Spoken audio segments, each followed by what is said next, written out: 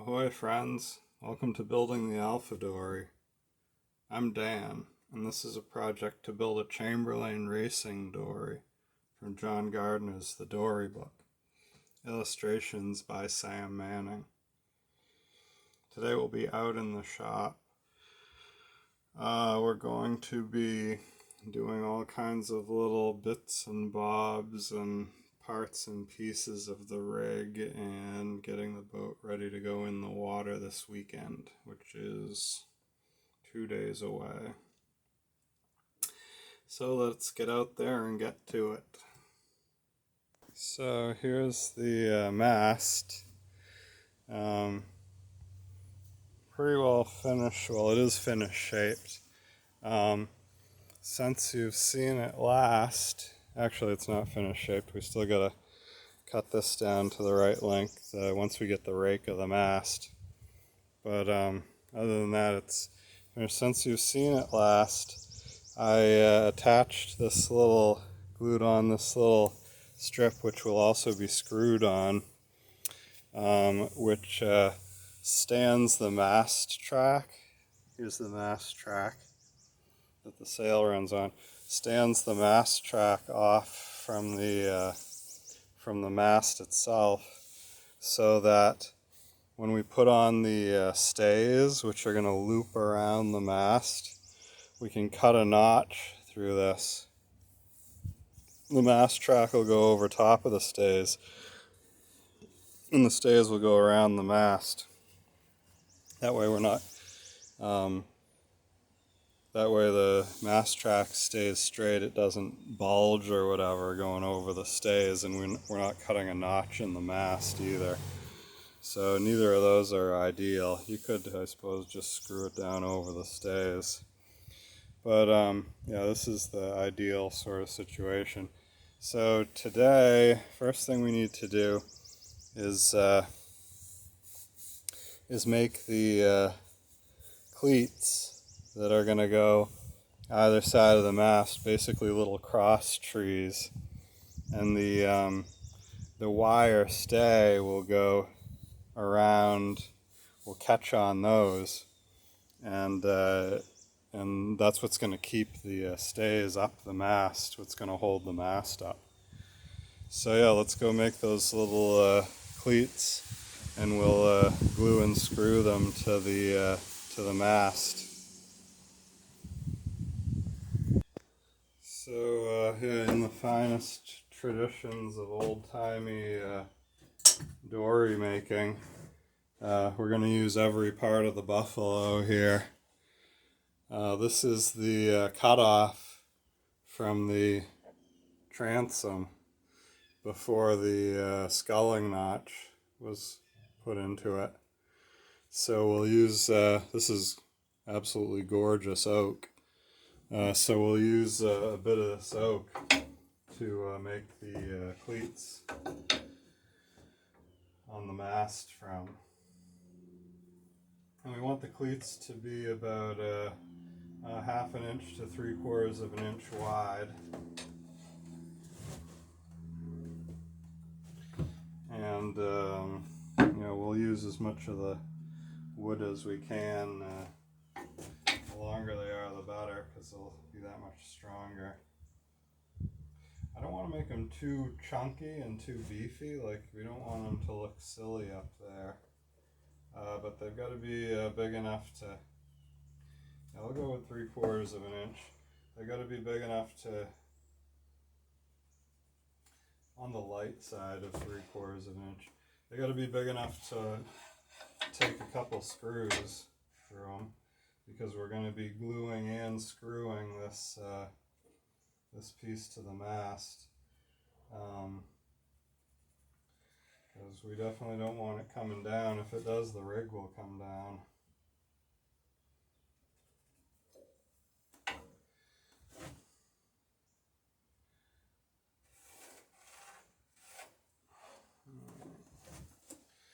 So on the light side of 3/4.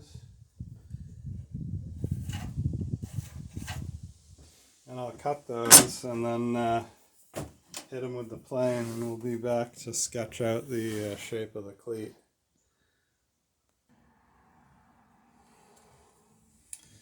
Alright, so there's the pieces, and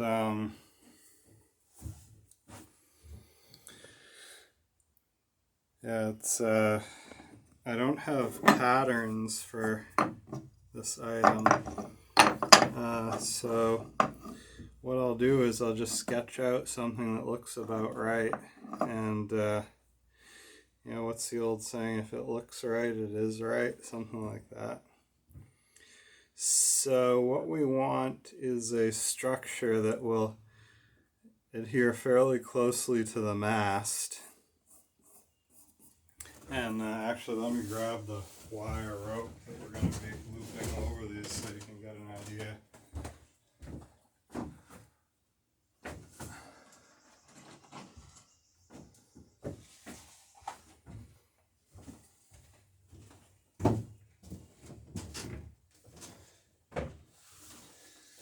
Here's the wire that's going to be holding the mast up. So basically it has to catch a loop of this, which, you know, isn't a lot of, you know, we don't need some big, huge, cumbersome structure. What we do need is a structure that's large enough to keep from cracking along the grain. So we don't want something that's wafer thin.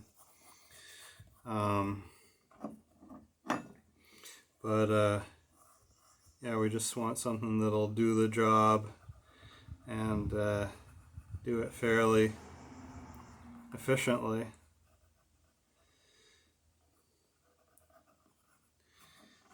Let's see, that bumps over. I'm going to go a little bit lower with that, and then we'll have room to make a round there. Alright, so this sort of shape, I can actually go a little longer on that, this sort of shape, and we'll put a hole here to catch the wire rope, and then we'll be able to tie this in place as well. So next thing I'll do is I'll get the drill out and I'll drill that hole before I cut any of these out.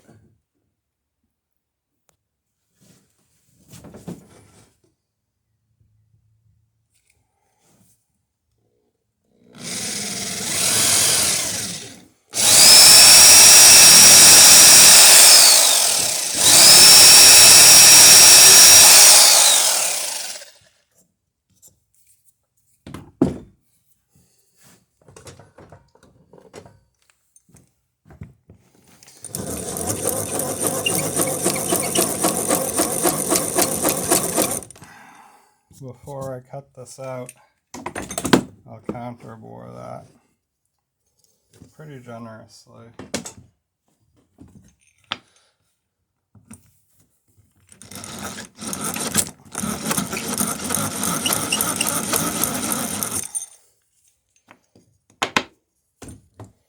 Alright, so now I've got the hole where the stay is going to be captured. Now, by captured, it's going to be caught there. This will be open so that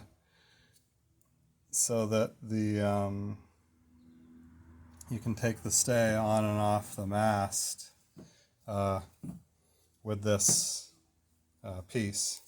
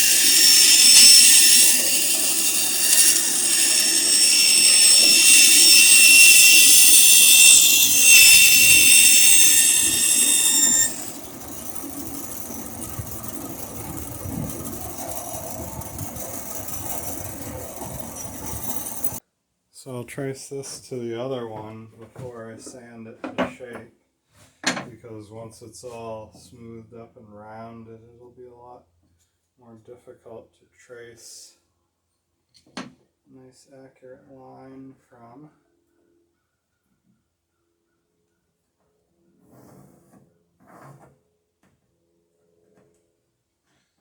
Get the center of the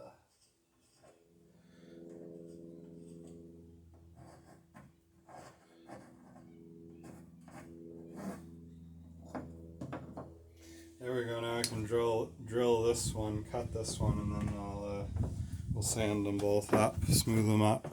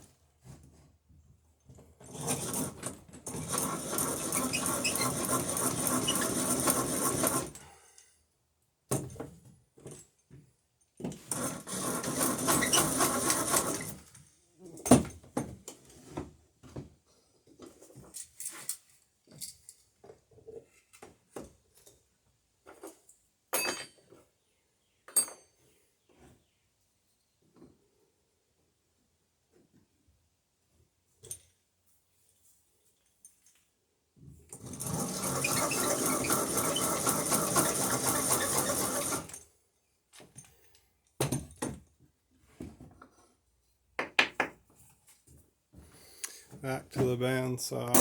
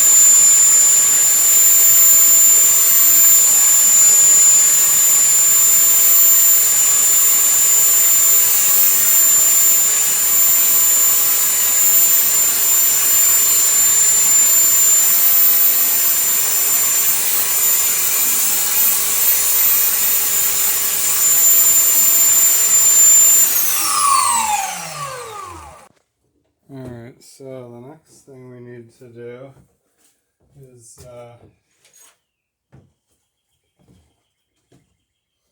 we'll use a countersink to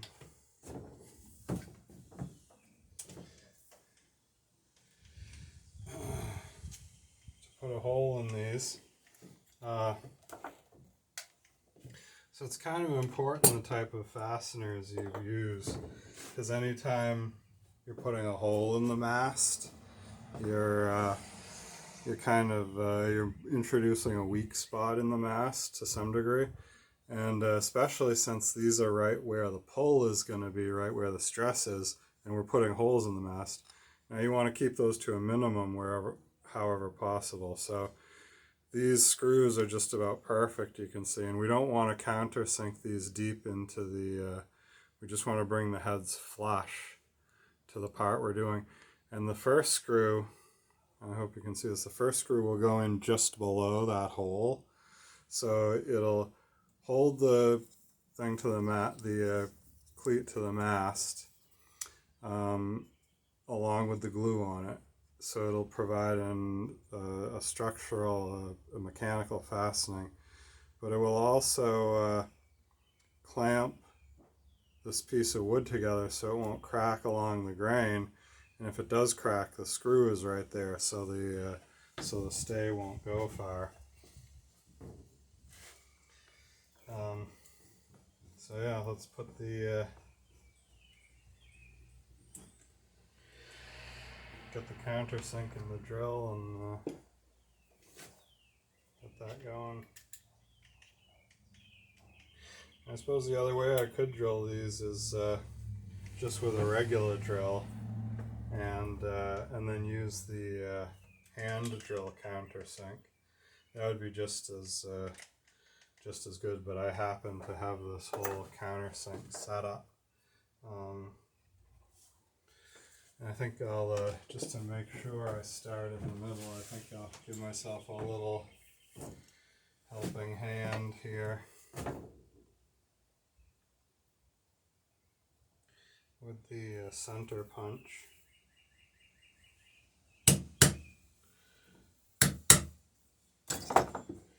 Just to be sure that's where the drill starts. I'll do the same down here. So I said we're going to put 2 screws in.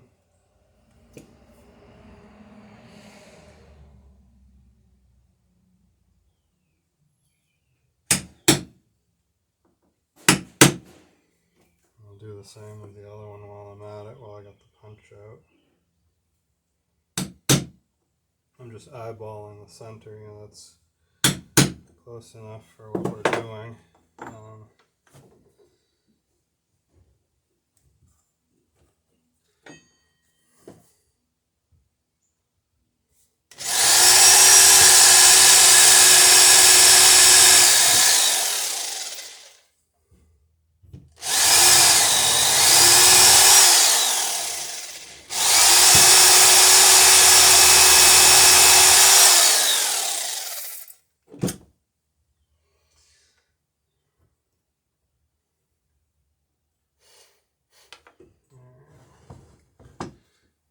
On to the other one.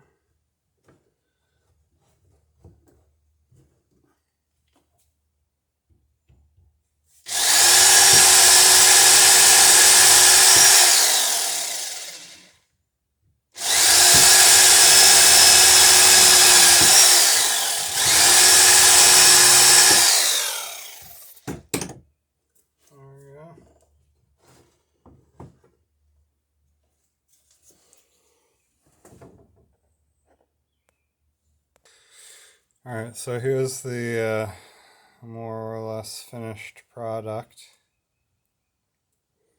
And that's going to get, like I say, glued and screwed to the mast.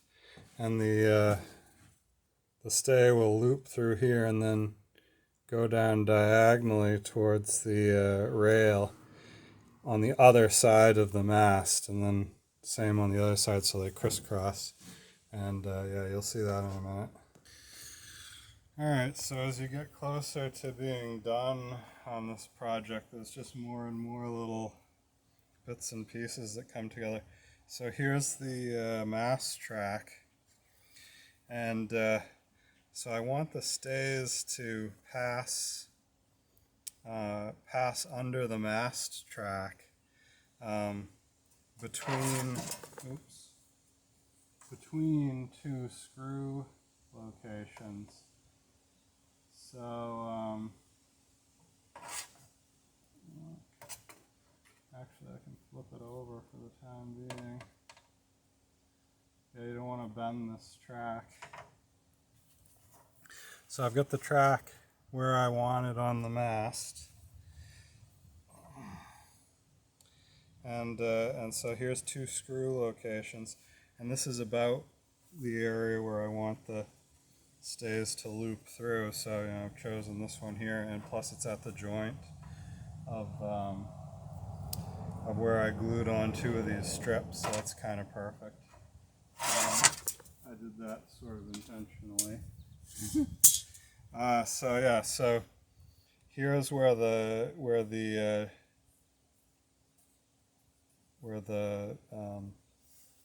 little support strip will be notched out so that the stays can pass under it. So knowing that, now I can position the thumb cleat on the mast in an appropriate spot where when the stays wrap around and then down, they'll have a fair lay down to the rail, down to the chain plates. Alright, so that looks about good. I'll go grab some the sandpaper and the glue and the screw dry and the drill, and we'll put it on. Okay, so I've marked the mast where I want the cleat to go. So the last thing I want to do is fit the cleat to the mast, and we kind of left a little flat, but there's bound to be, see, there's a little bit of a rock there, bound to be little irregularities. And if you're working with a round mast, of course, you're going to need to round the back of the cleat. So one of the little tricks of the proverbial trade to get a good fit for the whatever you're fastening to a mast, as long as it's wood, you can sand it, is to just go ahead and put, I'll get these screws out of my hand, put the sandpaper directly on the mast and then sand in the direction that the fit is going to be.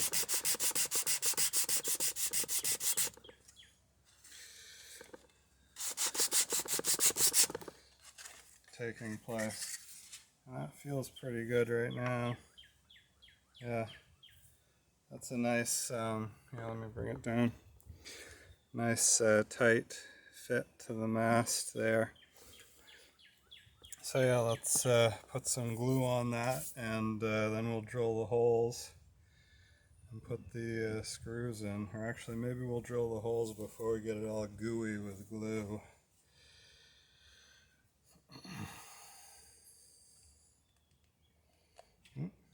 Got to plug the drill in. That's an important part of drilling. I love me my cordless drills with the hand crank on the side. Never run out of batteries until you fall asleep, and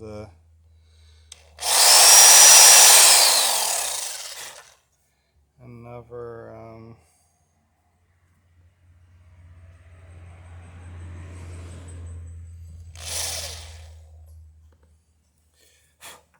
let's put the one screw in, and then we'll drill for the next one once that one's secure.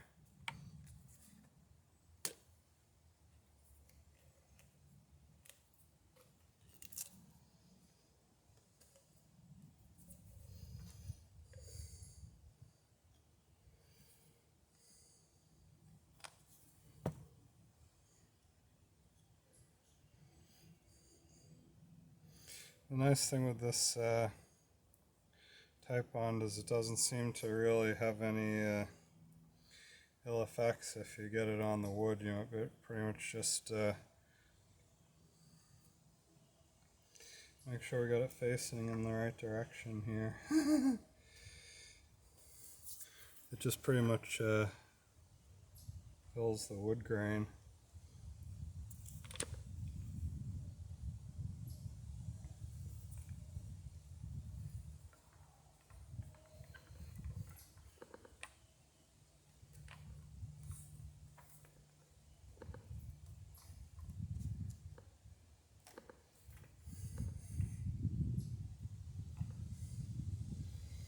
There we go, and we don't want to break anything tightening it down. You know, this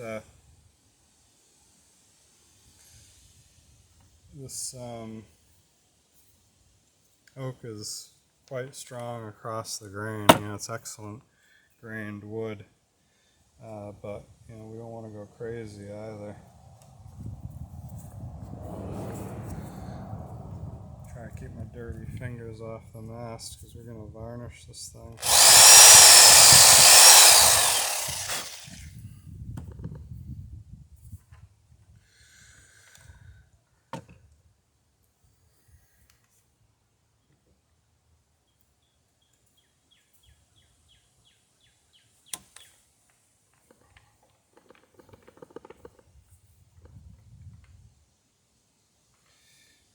Making sure not to align the screw heads there.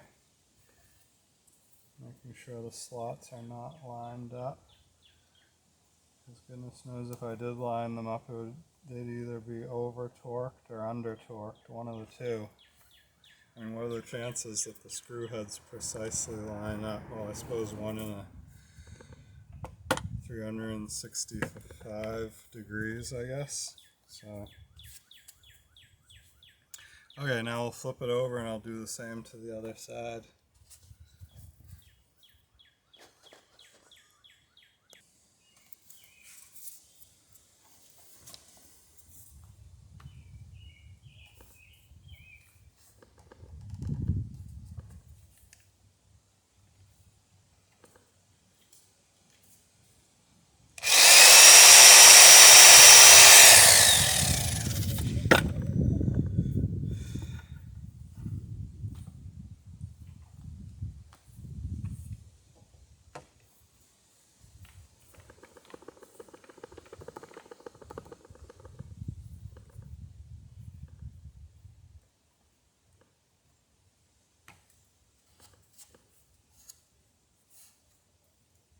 There we go, a little glue squeeze out, so that's a good sign.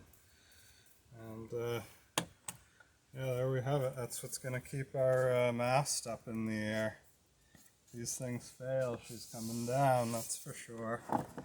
So yeah, like I was saying, you can see that catches in there, and then you've got a lashing that keeps this in place, and this goes down through the notch that we're going to cut in the strip under the mast track. Put the mast track on over the stay because this is swaged on, and anyway, like I was saying, the mast goes right on down there, and the stay attaches to the side of the side of the hull at the rail. All right, so I guess that's about it for today, but got a bunch more little bits and pieces for next video. Thanks for stopping by Building the Alpha Dory. Yeah, big thank you to everyone who's commented, liked, and subscribed, and a massive thank you to the folks who have dropped by the shop and been donating clamps and jigs and tools and whatnot. So yeah, thanks so much, and I'm glad that you're enjoying the videos, and if you're building along with us, please definitely do drop a line in the comment section, and look forward to seeing everybody next video and out on the water sometime real soon.